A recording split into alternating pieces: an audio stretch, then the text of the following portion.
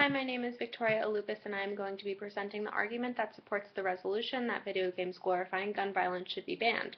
To demonstrate the importance of this resolution being passed, I am first going to explain that this ban would take place by any vendor of video games and that the ban would be specific to any person under the age of 18 in the United States. The necessity of this ban stems from the glorification of gun violence in games as notorious as Grand Theft Auto to Call of Duty to more recent, more realistic games like Battlefield 3. Without this ban, the upward trend of violence in youth in America today will likely only rise and continue to lead to even more unfortunate shootings and loss of life. An essay written by John Sherry coming out of Purdue University reports that 80% of households with boys are also households that play video games.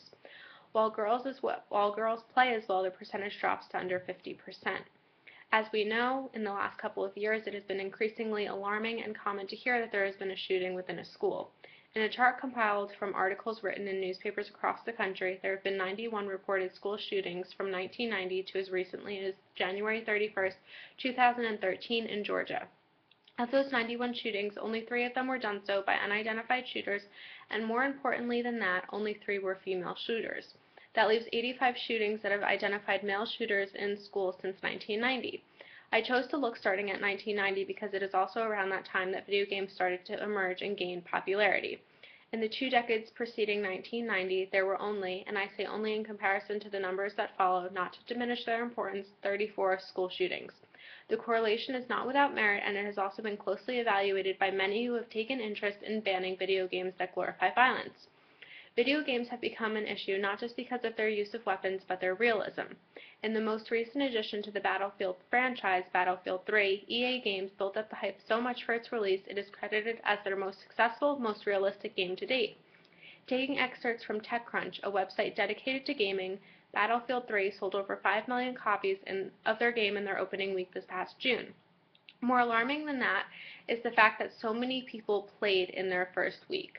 In their initial intake of information for EA Games, which lasted 12 days, 47 billion shots were fired in the game, resulting in 1.5 billion kills in the game for their first 8 million gamers. How much time was devoted to this graphic game is unimaginable. Similarly, Call of Duty Black Ops had an impressive first 24 hours, reporting over $500 billion in sales. The motive of these types of games are why they need to be banned. Dr. Richard Bessert, who writes for ABC News and has his own health-related blog on abc.com, has taken special interest in the link between violence and video games. In his article titled, "Do Video Games Make Kids Violent?" he writes about how the rules of the video game world do not mirror the reality that those playing live in. In conversations had between Dr. Besser and Dr. Davies in his article, Dr. Davies states, "A huge part of discipline and development is understanding consequences, letting kids know that their actions have consequences. Video games like Grand Theft Auto turn the consequences into positives. You kill a prostitute, you get points, you're rewarded." To further support her claims, I logged on to Metacritic, a web forum where gamers can post their own experiences and reviews of games, and went to the most recent edition of Grand Theft Auto. Vice City. If the name itself isn't alarming, the reviews sure are. In addition to comments about the less than stellar improvement to the graphics are comments about the content. A contributor named Game Informer stated, "While this latest entry is definitely a step back for the series, it still has most of the hallmarks of solid action and inappropriate behavior that has always been so much fun in the series."